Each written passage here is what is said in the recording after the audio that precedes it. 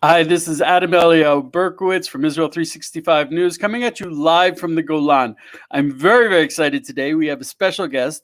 Her name is Virag Gulyas. I hope I'm pronouncing that correctly, but hopefully she'll correct me if I'm wrong. She's originally a Hungarian. She's an international relations expert, and I think she's either pursuing or completed her second master's degree in Jewish studies at Touro College, Manhattan. She is not Jewish. Her Facebook page is a great it's a great feed. It's a great thing to follow. I'm always incredibly inspired, compelled by what she posts. It's called Almost Jewish.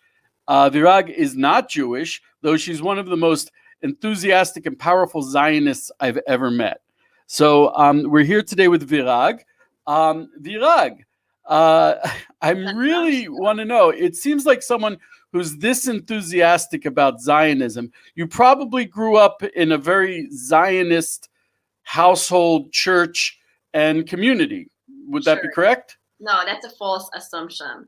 I really grew up on the other side of the spectrum. So not your the answer is no. I did not grow up in a pro-Zionist, pro-Israel family. Okay, we might have some technical problems here with Elio from the Golan, so I'll take over a little bit. I'm sorry. Are you there, Elio? Is that okay? We're going to let you figure out what's going on, and we'll continue this. So let's hear a little bit about your background. For those that are not familiar, I think everybody already knows your story because you're so famous. But those that don't know your story, you were born in Hungary. From in a family that was not pro-Jewish and not right. Even you say self-proclaimed anti-Semitic. Is that how you describe it? I wouldn't go that far with respect towards my parents because they were never anti-Semitic per se. But there is a very, very big distinguishing factor, I think, when we talk about anti-Semitism. There are people who are consciously anti-Semitic because they learned and they believe in that and they, progress on that road. And there are the people who just didn't know better, who are ignorant, who simply, got some stereotypical features about the Jews, and that's what they started to believe in because who questions stereotypes at age, I don't know, 6, 7, 8, 9, right? So I would fall into this category. Looking back, I only knew the stereotypes, the Jewish jokes, everything that was in a way very negative and degrading towards the Jewish community. But again, mind you, I grew up without social media, without internet. So what I had is what I had in the bubble, I was a ballet dancer and my school was actually in the Jewish district in Budapest. So just beside the shul and the world famous synagogue there. All I saw was the Jewish people who were very Orthodox, so that was my vision. And today we might think, oh, she was really ignorant. But again, we are talking about pre-social media, pre this very fast technological world, So you only knew what you saw in the intermediate physical environment of yours. And for me, that was, in retrospect, a rather anti-Semitic upbringing. But so it's not something that my parents instilled into me. It was just something you pick up along the line, in schools, on the street, in the news or something. But so that is in a nutshell. Would you say that was typical of Hungarians in around where you were in general in Hungary?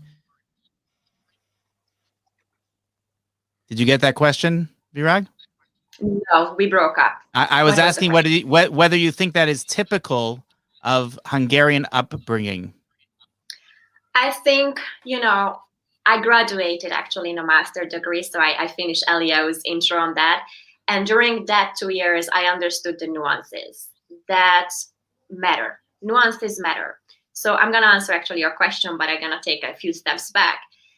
It's so easy to say, oh, Eastern European are anti-Semitic people. Sure.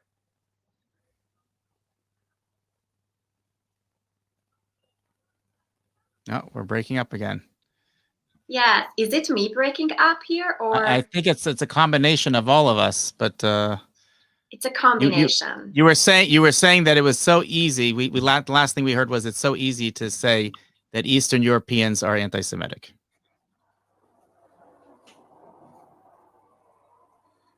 Hmm. This Okay. is so important. There's so much divine light coming down that everything is working against us getting the light out into the earth. Stable now? I hope so. I think it's messing so. with the Wi-Fi. All this divine light is messing with the Wi-Fi. So Virag has gone off for a few minutes, but hopefully she'll be back shortly. And we hope to see. Oh, we have hello from Alex, for Adam, and for us. So hello back to Alex. And go ahead. I want to clarify what I'm really intrigued about here is that all of our listeners are Zionist Christians from the U.S. and you have one experience, and thank God we've all come to Israel through our own pathway. But Virag she's able to express to us a totally different pathway of how she came from an anti-Semitic background, which I think you expressed very nicely. And I don't think it's just about the internet, Virag, because the internet, it's kind of scary that people can even pick their own narratives. So back in the day, you may not have had the information, but to be perfectly candid, in the last couple of years, I've experienced more anti-Semitism than I ever had growing up. And people are absolutely convinced it's correct because they can prove it on the internet. Right. So, right. So I lost you guys like for 2-3 minutes. I'm not sure what happened. We were just talking behind your back. Don't worry about it. Yeah, that's very, very Jewish values. I know that. No, I'm kidding. I'm just kidding. So I think where I went off is really saying, that I think that we were talking about, anti-Semitism and how I grew up. But when we talk about evangelicals in the US, and I will be as respectful as I can, where the evangelicals are the reasons I stopped saying I'm Christian. And I'm going to explain why before I hurt everyone who is watching, because that's not my intention. When I went to the US for the very first time and I started my blog and I started to write about Israel and my Jewish seeking features, everyone was like giving me this, oh, you are an evangelical as well. And I didn't understand what are they talking about. And it was so degrading the way I got it. And I started to dig deeper and I understood that there are evangelicals who really support Israel for all the reasons we know why, and it comes from their church, and they believe in, it's a Bible-driven pro-Israelism. For me, just because I'm Christian, the two are not going hand in hand. My church never made me an anti-Semite, and my church never even made me a pro-Israel person. So I am a Christian. I had no choice. When I was a baby, they baptized me. So I am Christian, and I grew up on the values, which I think are very much aligned with the basic essence and gist of Judaism. We can talk about. So now nobody's ever going to have a Jesus question with me and the Jesus debate. So I'm not going into that. But the core essence of what makes a good person, that's what I'm talking about. That's my Christianity. But I stopped going to church when I was 15 or 16. And I made a pact with God that, I don't need to go to church to have a good relationship between the two of us. So for me, when I went to the US and I started to have speaking engagements, I was immediately labeled as an evangelical just because I'm Christian.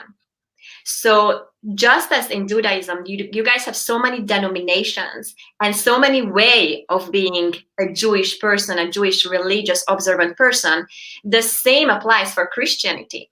So just because I am Christian, it doesn't mean that I'm by default a churchgoer, Bible follower, Bible reader Christian.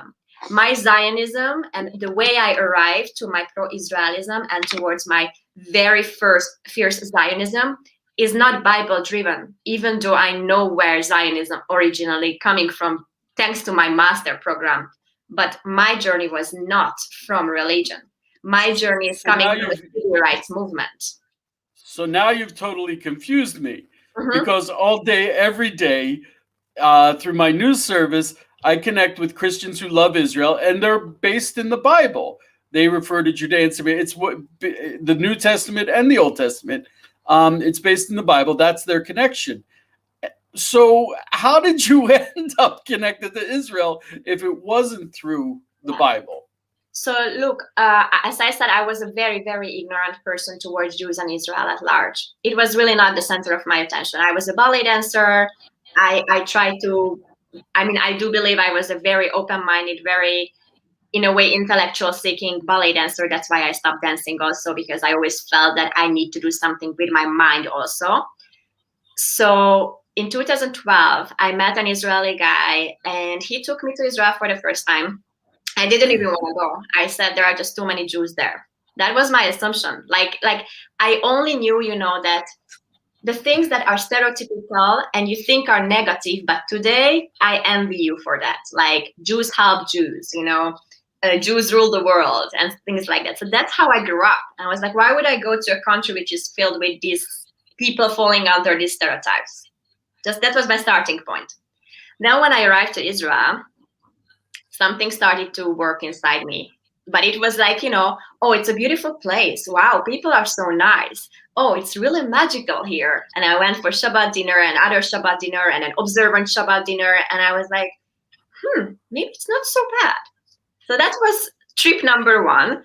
And then since then, I went back 19 times. And each time I visited Israel, it added another layer of curiosity. So what started out like as a enthusiastic tourism, right? Like, oh my God, Israel is beautiful, and there is the beach and the Dead Sea and the Golan Heights and everything. Eventually, it led to such a serious self-seeking and asking myself very, very hard questions that lead me to apply to a master program in Manhattan and go through a two-year-long master program in Jewish studies. And when I understood what Zionism, its core essence, mean in a contemporary form. And let me translate how I think. If my country has the legitimacy to exist, and as a Hungarian, I am allowed to have a home, then the Jewish people have the same right. And our revolution in Hungary, 1848 or 1956, they were the same sovereignty-seeking civil rights movement that we Hungarians deserve a country of our own. That's my contemporary translation of Zionism. Saying this, I also know about Ahat Ham, and I know all the historical, different nuances of Zionism. But I do believe that today we cannot say, especially when I go to colleges, we cannot say that, 3,000 years ago, God promised the land to the Jewish people. Because nobody can relate to that unless you are a religious person.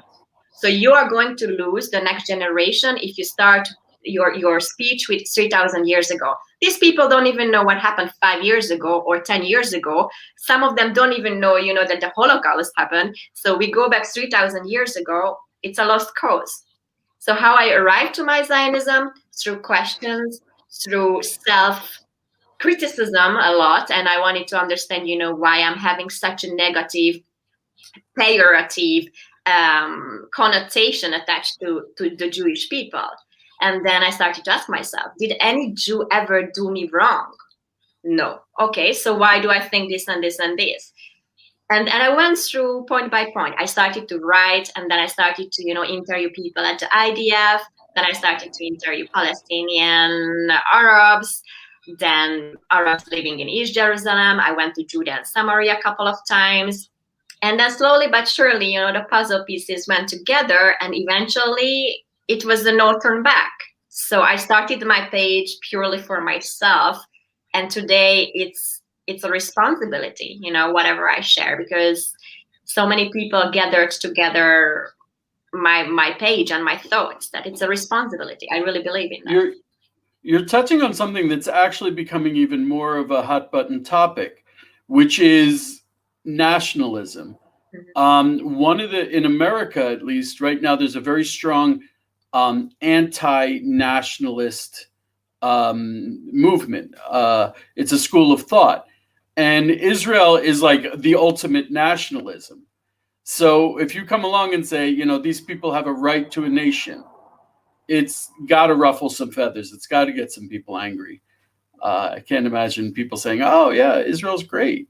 Do you get a lot of pushback from people about that? Yeah, but I'm going to be very honest with you. the largest amount of pushback and the most vile hate that I have ever received, including death threats, came from Jewish people in the US who tend to be on the lefty political spectrum. They are the ones who never miss an opportunity to humiliate me, to name shame me, to whatever. Let me give you an example, which is very recent. Aish Hatora has invited me for a similar, interview setup. And the leader of Code Pink and If Not Now, they started to tweet about me, all kind of dirty things. And it was surprising how much information they could gather about me, as if they would have a database. And the whole bottom line was that Aish promoted the event, that here is a non-Jewish girl who is oftentimes more Jewish than many Jewish people, meaning, how much I support Israel at large. And then they started to tweet about it, that how dare we say something like this, and who am I? I'm just a goy, and whatever. Oh gosh, that's horrible. It's quite paradoxical. On one hand, you say that you are your connection to Israel is not from the Bible, but it's for human rights, which is usually considered to be a liberal leftist ideal. On the other hand, you believe in nationalism, which is usually considered to be a right-wing, extreme right ideal. So that you seem to have this mixture of two different conflicting ideals. And I think that makes us human. I'm really much. Just recently, someone told me I'm so black and white, and then I realized that actually I'm not. Like, I'm really not black and white. I'm black and white in my core values. How to be a good person and my principles in a way I'm living life. But I think it's a very big problem that today you are either right or left or pro-Israel, anti-Israel. No, it's so much more complex. We are human beings. Why cannot I be a progressive conservative? Like, why cannot I be, some people say even that feminism doesn't go along with Zionism. I mean, come on. Of course it does. I'm a proud feminist in a good sense, again, not in the twisted sense like Linda Sarsour and all these people are showing, but the pure essence. And nationalism was perverted. Nationalism is a beautiful word that we just perverted. And now today you need to tiptoe around everything not to hurt anyone's feeling. It's not the world I want to live in, because in this big liberal really jargon that we are using, eventually we forget to communicate. We say a lot of sentences and many sentences without actual meaning, because otherwise we're going to be labeled racist, homophobic, dysphobic, that phobic. So I don't want to go down on that road, that we cannot have words like nationalism, Zionism, feminism. I think the reason that most Jews, especially in North America, are liberal is because they had a very tragic experience with nationalism in Europe, specifically throughout the years of the Shoah, throughout the years of the Holocaust, where nationalism took a very ugly path, which led to the extermination of a third of our people. So I think that is what sort of gave a bad taste of this concept of nationalism for most Jews, and they decided that if they don't want to be a Nazi, they don't want to be a National Socialist, they want to be the opposite of that. So if the opposite of nationalism is liberalism, and I'm not saying that it is, because there's actually a whole book written about this, but that's I think that how most liberal Jews think, that we want to be as far away from the right nationalists, because those are the ones that led to the murder of 6 million of our people. Yes. On the other hand, things change. Just think about it. Today, for example, in Hungary, if there is any kind of anti-Semitism, it definitely comes from the left, not from the right. And really? Absolutely. And the same in the US. So it's very easy to say, oh, there is the KKK and I don't know what. And the left, what is the left doing? Maybe they are more nuanced in their tactics and tools. The left is the one who is absolutely using the lawfare to exploit the Jewish collective suffering, or the lefty is the one who would go in the UN and make sure that Israel is delegitimized in every platform. So the left might be in a very strategically smart path, but the anti-Semitism is definitely coming from both sides. Well, so yeah. I'm wondering, you're dancing around this. She is a ballerina. There is that, but would you? I'm always confused when people conflate and say anti-Semitism and anti-Zionism are the same. You seem to be saying that they definitely are. Definitely are. From my experience, again, I really like to use Natan Sharansky's 3D test, whether it's anti-Semitic or purely anti-Zionism. But what I've seen at the UN, where I had the pleasure of working for 2 years, I worked with one of the pro-Israel NGOs out there, so I really understood the nitty-gritty language details and how it's really twisted and how loafer is being used. And then I learned a lot from someone who is the client and / friend, Brooke Goldstein, who is the executive director of the Loafer Project. So all these nuances, anti-Zionism and anti-Semitism today overlap. And there is a little fine line. And it's not often there. So yes, I do believe it's the same. Could you just go into a little detail and explain? I don't think everyone's familiar with the 3 Ds. It's very important. Yes, it's double standard, demonization, and delegitimization. So the moment you say something about Israel, and then you put it at the test, whether it's a double standard, meaning if America would do the same, would you criticize or not? If you only criticize Israel because it's Israel, then it's anti-Semitic. Demonization. Oh, the Jews are responsible for COVID. Sure, it came from China, but the Jews are responsible for COVID. That's demonization. AKA, it's not a critical sentence against Israel, it's an anti-Semitic remark.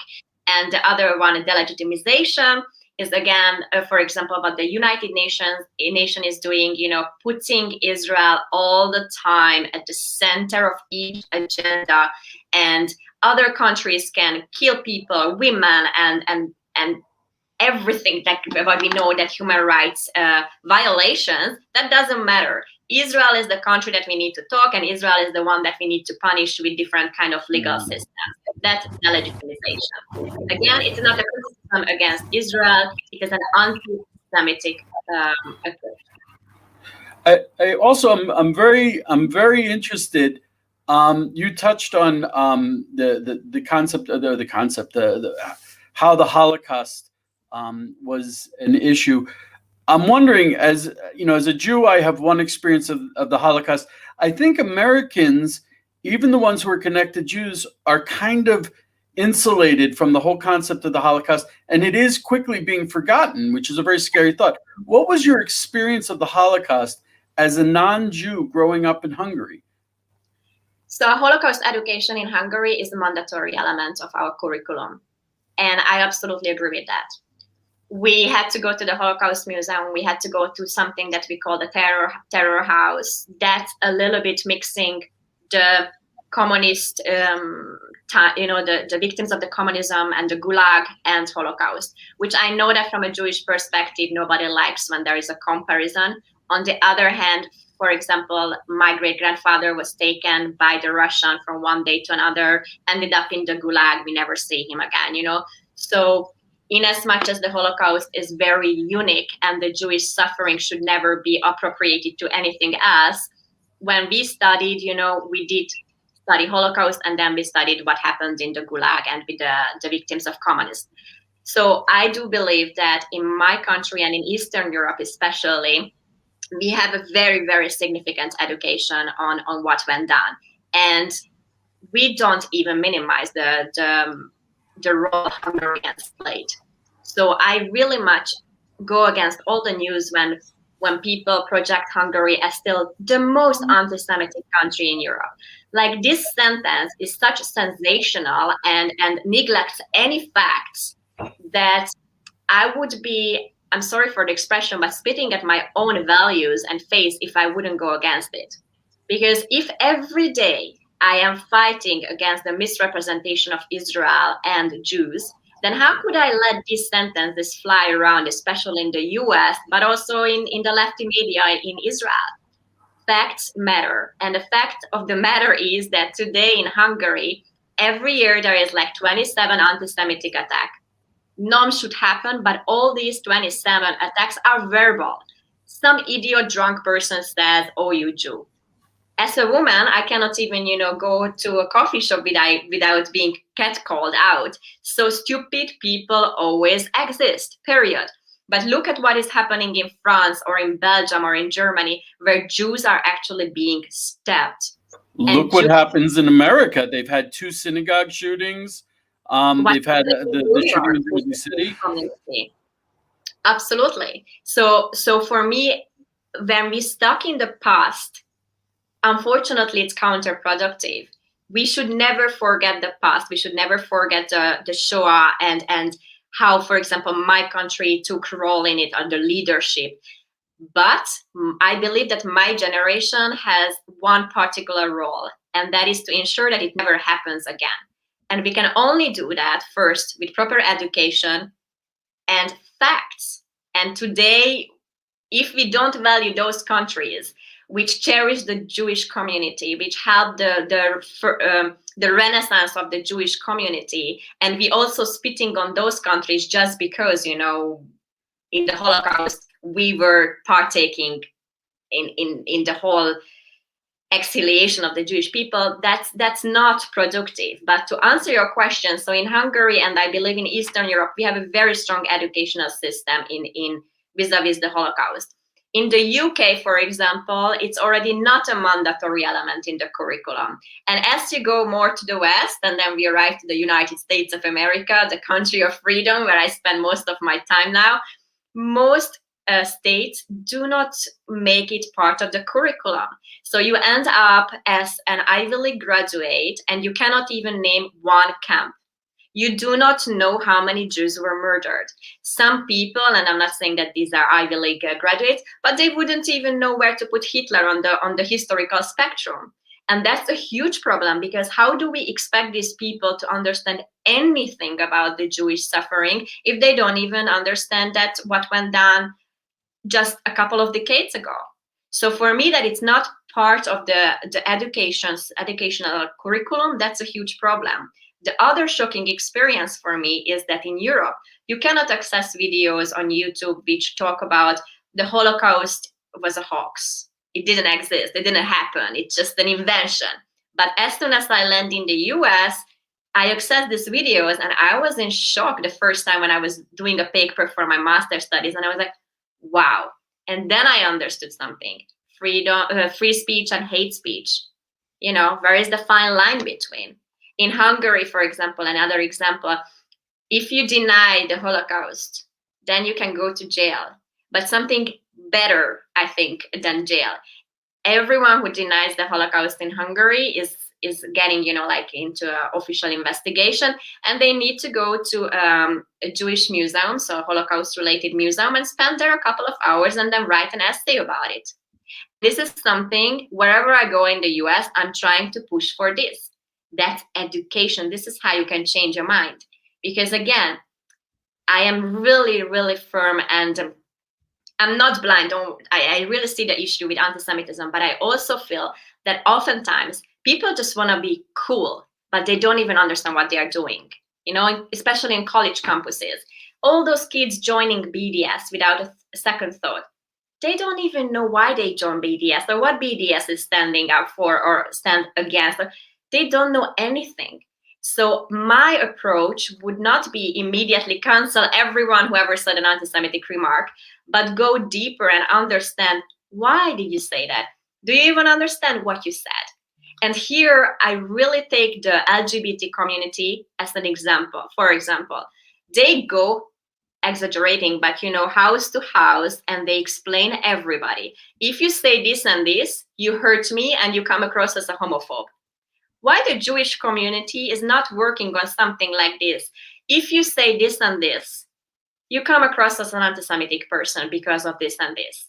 So many non-Jews are just simply ignorant, and in a way, psychologically, it's normal. You know what's in your proximity. You only care about what's in your proximity, Not everybody will go as crazy as me reading Zionist books for 2 years just to graduate, But not everyone needs to be as crazy. But I do believe that instead of canceling everyone out, go deeper, ask questions. And again, I'm saying it in a way that I don't believe in this uber liberal approach that hug your enemy enough and they're gonna hug you back. Because if I start hugging a Hamas, soldier, then eventually I'm just gonna be killed.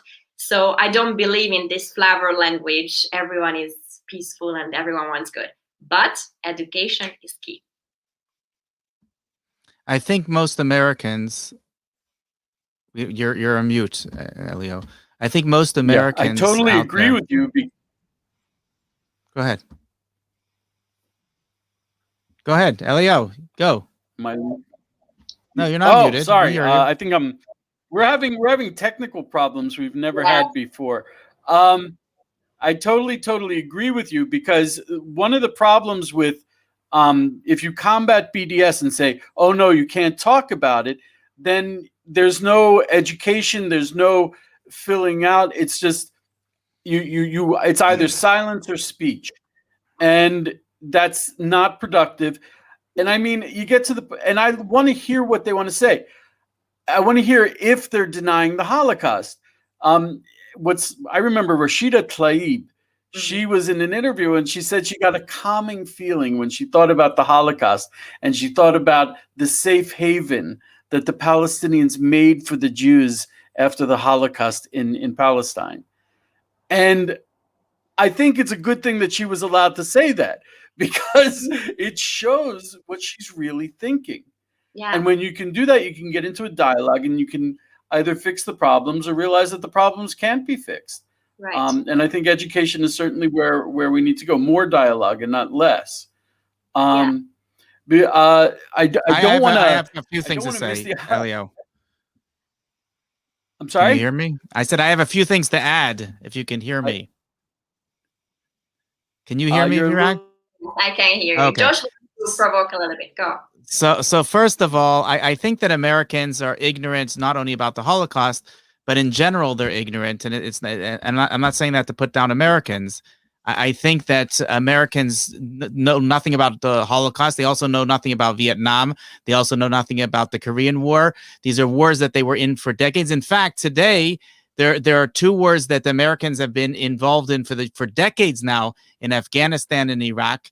And the vast majority of college students in the United States cannot even point to these places on a map.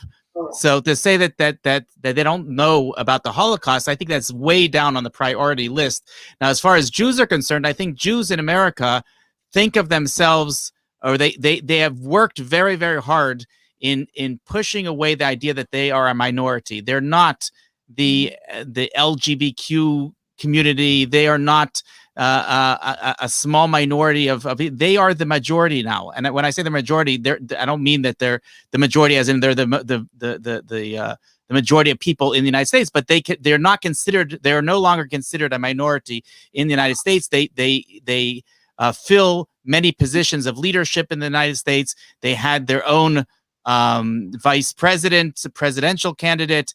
They've had right now the vice president's husband is Jewish. Many of the cabinet members are Jewish. The head of the majority party in Congress is Jewish. Over and over again, we see Jews taking over leadership roles, and they do not look at themselves, and they don't want to look at themselves as a minority anymore. So they would never do this, what you're suggesting, as a knock on door to door and say, you're hurting my feelings, because that goes against everything that they've been trying for decades to try to dispel. Just because you are in a bubble, it doesn't mean that the problem doesn't exist. Okay, so everyone can live in the ivory tower and pretend that, yes, we are not a minority. The Jewish community is still the oldest minority group ever existed, and unfortunately, or not for it is a minority group. So you cannot have all these pro-Israel organizations getting all that money and things to fight anti-Semitism, and that's on the one hand, and on the other hand say, oh, we are not a minority group, we don't need protection. So the two are not, it's illogical, it's a cognitive dissonance, so they live in a bubble. At the end of the day, this is not those people that you just mentioned, they are not the ones who are going to be beaten up on the street, maybe, but at the moment they are not. But the kids in college campuses, the moment they are proud Zionists, the moment one of them comes back from Israel as a lone soldier and their classmates get to know that he was at the IDF, these kids become targets. on college campuses. And a Chinese or an Iraqi or an Irani kid is not becoming a target because of what Iran, Iraq, and China are doing. It's always about Zionism and Israel. And all these people, as you said, yes, I don't want to generalize, but the lack of education in certain parts of the US is definitely alarming. And yet they don't know anything about the Holocaust, but they would definitely know, oh, the poor Palestinians. You know, so you either know something or you don't know something.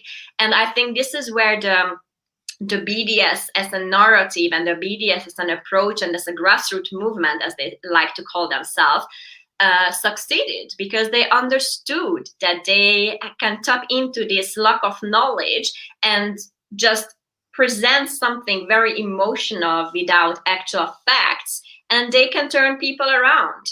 You know, and you just remember, it's a very showing example. I don't know if you had that, but in my school, you know, when you could be a cool kid if you were smoking with the kids behind the school, right? The moment you said, no, I don't want to smoke with you guys, you were like, oh, she is like the goody two shoe. Oh, she is like, you know, the nerdy.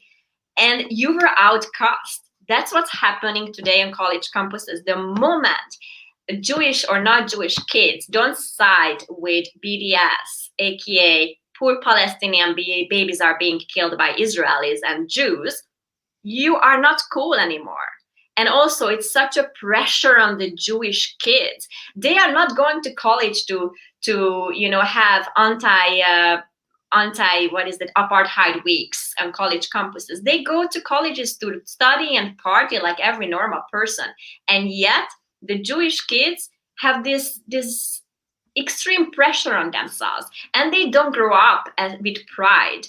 They hide their Jewishness on college campuses. So it goes along the line with what you said, you know, against nationalism because we want to assimilate. We are American first. And again, here comes the dual loyalty question, which is an anti-Semitic remark in and of itself. But Judaism, it's a race, or it's a religion, or it's a nation. So it's a very complex, complicated issue. But again, just because certain Jewish communities are in a bubble, it doesn't mean that there is no issue to be solved. There's definitely an issue. I would agree with that. That having been said, it's clear that there are two topics that have always connected the Jewish community with their roots, and at least in the past century. And those are Israel and the Holocaust. Those are the two things that have connected, had any connection. And those are two things that are quickly being lost. And I think that it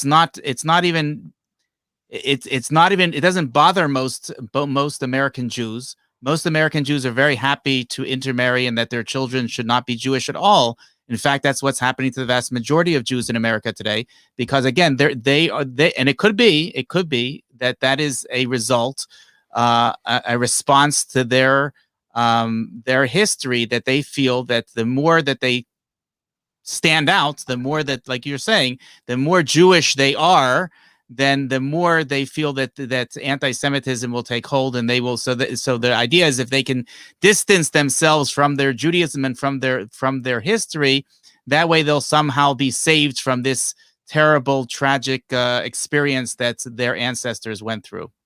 Obviously they won't, because also Hitler didn't ask, you know, whether you are an observant Jew or like a Jew who is in the Enlightenment times and wants to assimilate, you know, whether your mother was part of the women's salons back then, you know, before the Shoah or not. So nobody ever cares about that. You are Jewish, period. As for intermarriage, I'm going to provoke you a little bit, because I have huge debates with certain rabbis about that. And from a Jewish perspective, as a woman, I understand why is it important that you marry a Jewish woman. On the other hand, if we step out of the religion, but we go for tradition, for beliefs, for Zionism, for Israel, and so on. Imagine if a Jewish person marries, let's say, an evangelical, I don't know, because of the pro-Israelism, or marries me. Chances are that our kids gonna be way more pro-Zionist and pro-Israel and pro-Jewish than two lefty Jews marrying and then taking their kids to BDS rallies.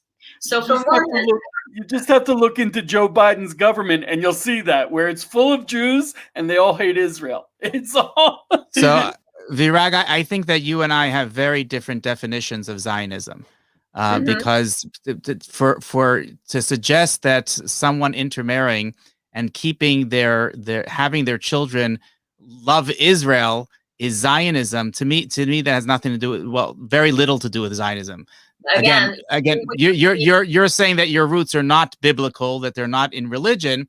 I'm coming from the opposite camp, in which everything is biblical and religion. So therefore, if you're not connected with your religious roots, then the secular Zionists, as we always say when we're speaking about towns, communities in Judea and Samaria, there's a lot more connection between the communities. I know you said it was 3,000 years ago, but there's a lot more connection in history between the Jews and the towns of Hebron and Jerusalem and Shechem and Bethlehem than there is with a place called Tel Aviv, which is a nice modern Zionist city in Jerusalem, in Israel today. But it has nothing to do with our history. The fact is that it's only been around for several decades, and I don't think that our rights come from Tel Aviv. Our rights come from the Jerusalem, Hebron, and Bethlehem. I think Virag, she's raising a very interesting point, which is Israel is forcing Judaism to develop. And Judaism, most people think Judaism is a religion, and it's not. Judaism is a nationality. And when you have people who absolutely reject that aspect of Judaism, are they still Jewish? A Jew who has decided Judaism is a religion and it is a nationality. It is both. It's not one or the other. So if a person complicated, and again, like this debate, and then Josh disagreeing with me, is something that our ancestors did. Just think about the different passages of Zionism. What it had cultural Zionism, geographical Zionism, religious Zionism. You know, so it was. I would argue that point also, Virag, and I argue this point all the time. That historically, throughout the generations, going back from the beginning until secular Zionism of Herzl, there was no such thing as an anti-Zionist. Jews were always Zionists. They may not have called it that. They may have called it the love of the land of Israel. Whatever you want to call it, every Jew in the world aspired to come back and live in the land of Israel. It was only as a response to the secular Zionist socialist movement that they started to become anti-Zionist, because they weren't rejecting the fact that Jews should be in Israel. They were rejecting this idea of a secular socialist movement. I don't think what you're saying is exactly accurate, Josh, because there was. Yeah, the Reform Jewish movement, what they called the Enlightenment, they began, one of their major tenets was to reject their Israel, the nationalist aspect of Judaism, which is an essential part of our prayer. It's clearly an essential part of the Torah, and they rejected that. And now, when did they do that? When did they do that, Elio? It wasn't the German Enlightenment. No, it was the Pittsburgh Platform. Look it up. Pittsburgh Platform was the first time they rejected Zionism or the idea of Israel. And they actually started calling their synagogues, instead of calling them shuls and synagogues, they started calling them temples, to suggest that we don't need to have a temple in Jerusalem. We can have a temple wherever we are. We could be in New York City. We can be in Pittsburgh. We could be in Berlin. It doesn't matter where our temple is, because we don't need to be in Israel. We can create our own cultural experience wherever we are. Again, it goes back to the question what the whole Enlightenment was about. So you both are right from my perspective. But I'm not even talking about the Enlightenment. I'm going back before the Enlightenment. I'm going back. The 18th and 19th century was the one when the Jewish people started to get out of the ghetto, you know, and when the lock came down from the ghettos and they went out, and then they were trying to find their own ways, you know, whether it be assimilate or whatsoever. So again, it was also about the question, you know, remember Salom Baron wrote about this, that whether the Enlightenment actually helped the Jewish case or actually it hindered the Jewish case. Like, whether you can be a modern contemporary, you are not fully observant. And these are, again, complex questions, you know, but eventually what happened is that with time, Judaism also modernized itself. And for that, you needed to adapt with the modern Zionist ideology as well. So, yes, the roots are in the Bible, such as almost everything in life. But it's very few people today who live only according to the Bible.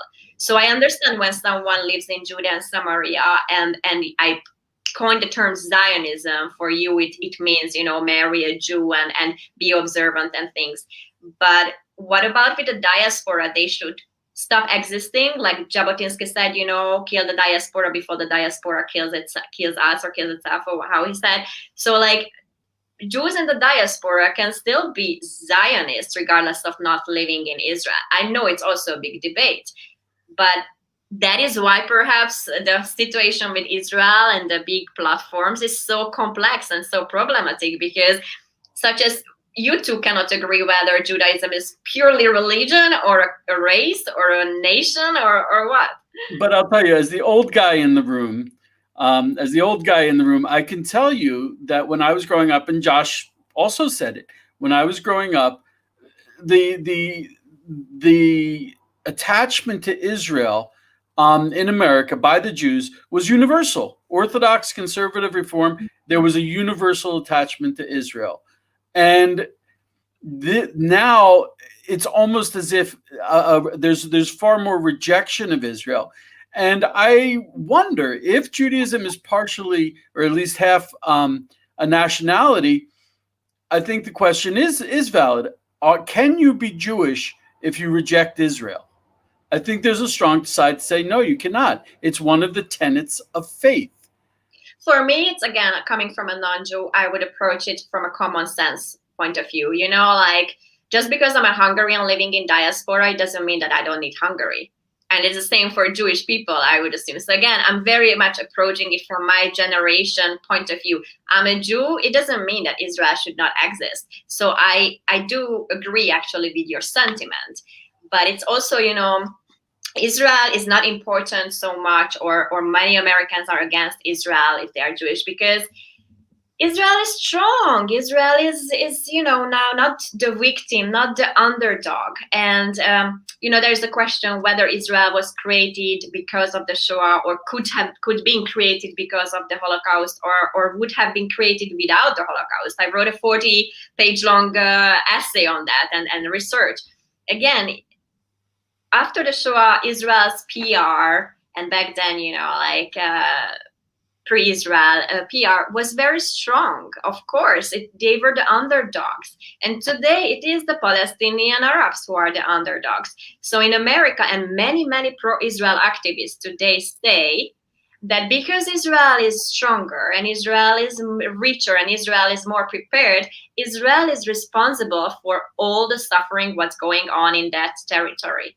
And I despise this notion, because just because Israelis created something beautiful out of a desert, it's not their responsibility to solve everyone's problem. It's like, you get $1 million and I get $1 million. You choose to dig tunnels and destroy, schools, and I am building research centers and startups, and then I'm being punished because I was smarter than you. So for me, I think that's one of the great things that came out of the current Abraham Accords, were to show that even the Arabs understand, the vast majority of Arabs in the Middle East understand that it's not Israel is not the problem. And before the past administration, the Palestinians are not the solution. Well, that's what I was about to say. Before the Trump administration, I think it was always assumed that we only have to, and that was always their line, that we have to first make peace with the Palestinians before we can have a regional peace. And that really made this illusion that all the Arabs were on the same side and they believed the same way the Palestinians would, which is completely inaccurate. And I think that has been disproven in the past year. Well, yeah. It won't stop the current administration in the White House trying to revive the whatever they had with the Palestinians. Definitely challenging times. But, gentlemen, also with the whole notion that I even myself use this pro-Israel advocate or something. I don't like the concept of Hasbara. I don't like the pro-Israel as a carrier, because when you say pro-Israel, you're already anti something. I am not anti-Palestinian kids. I am not anti whatsoever. I'm not anti-human. I believe that if you want something good for the next generation of the Palestinian Arabs, then your enemy is definitely not Israel. So let's not talk like pro-Israel that equates me to, again, like anti-Palestinian kids, because that's what I always get when I go to give a lecture. Sometimes an army of BDS supporters are waiting there with a Palestinian flag and the flyer, me being the baby killer.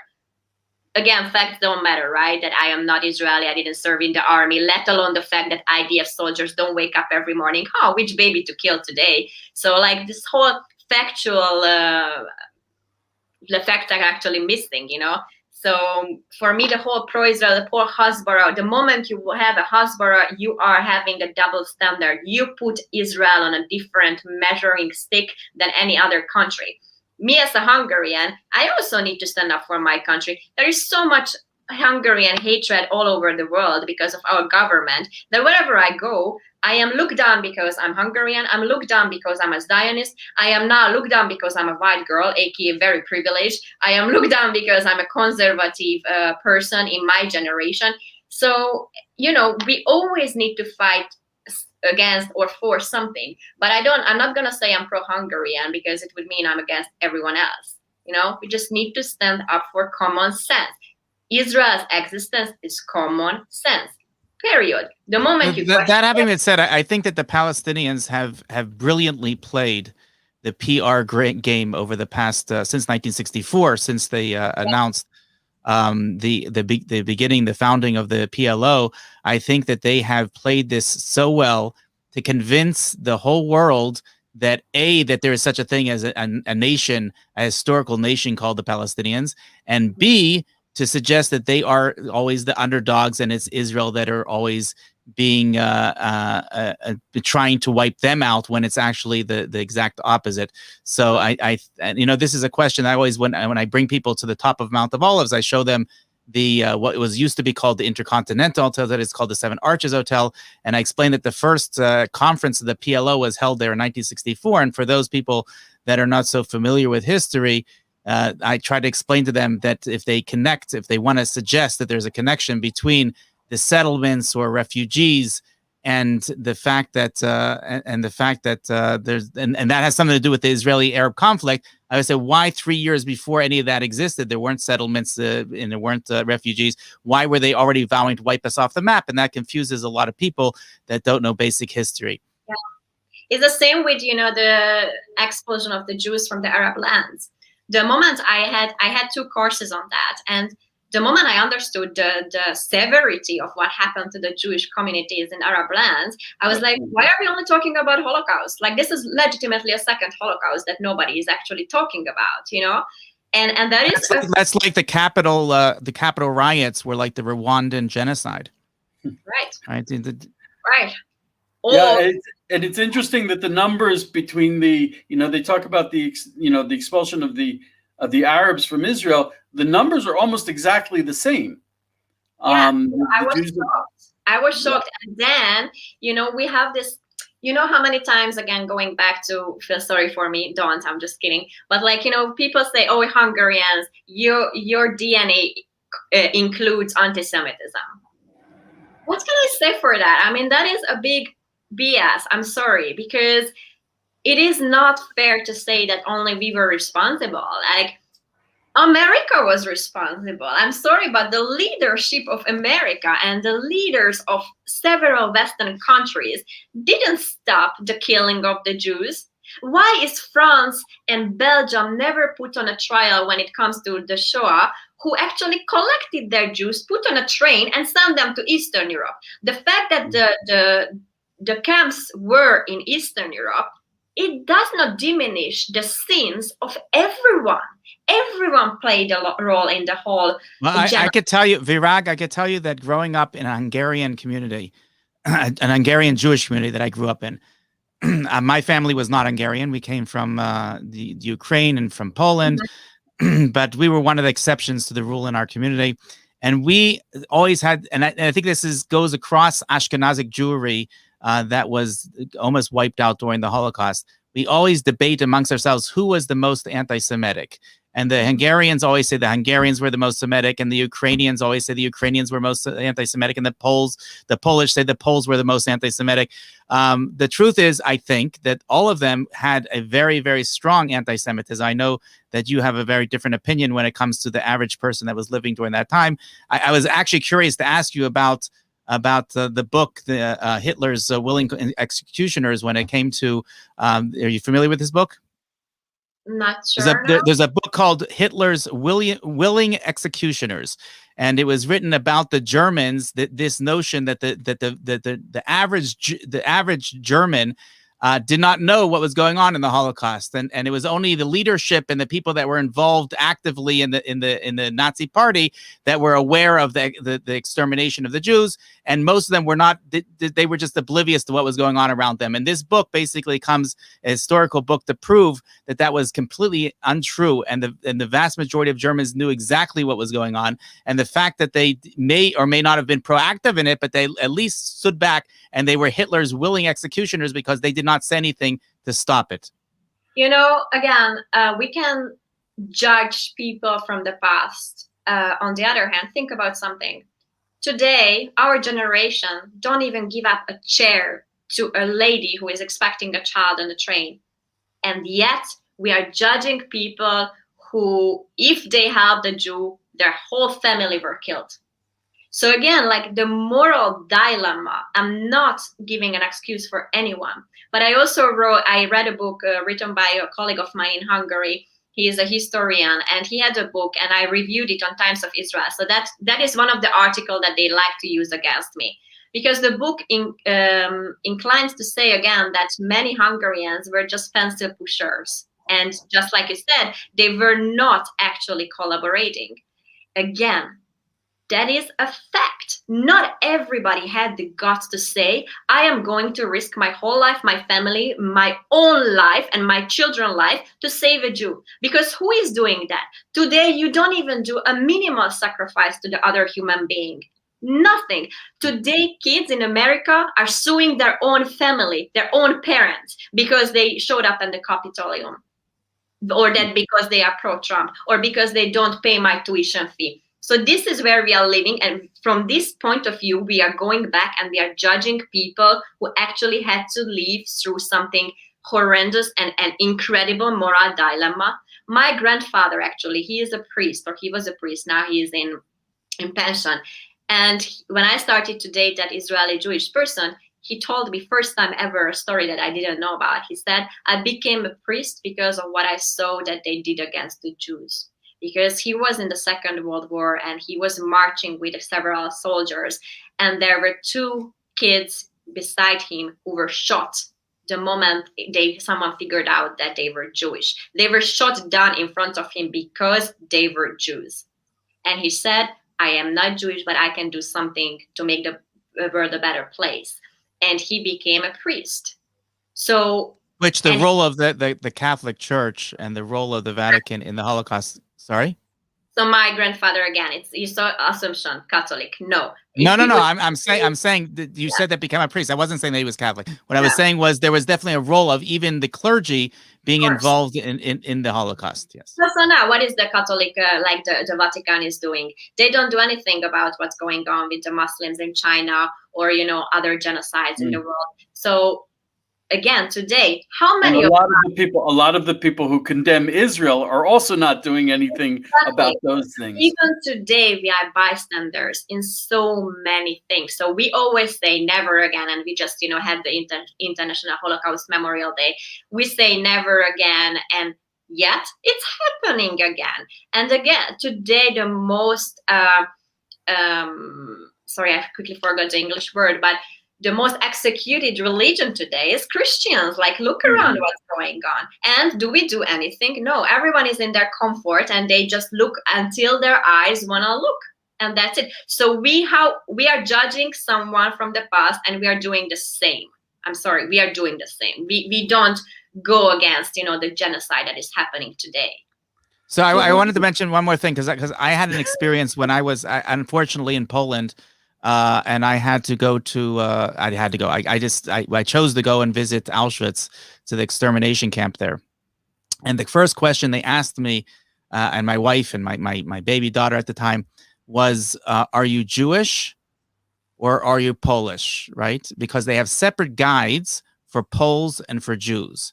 And I said, why is that? Why do you, let's assume that I speak both languages, fluently. Right. Why is that? And it was clear, because just like you said, explained it in Hungary, in Poland also, there is a mandatory requirement for school kids to go and visit these places.